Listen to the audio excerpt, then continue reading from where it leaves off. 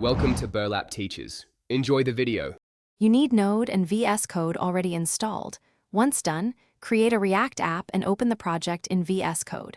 Start by running npx create React app my app, then cd into my app and code.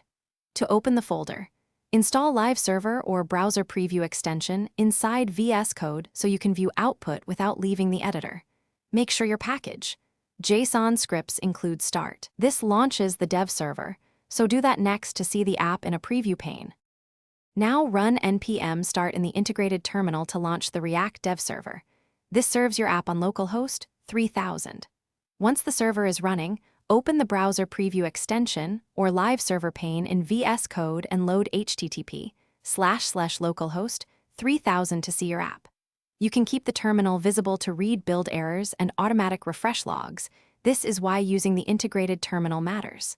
Make edits in source files. The dev server pushes changes, so to finish, use the Browser Preview pane alongside the editor and commit changes when ready. Make sure the dev server remains running.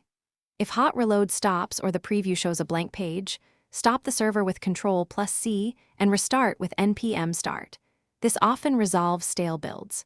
Also inspect the browser console and Vscode terminal for errors, then run npm install if dependencies are missing.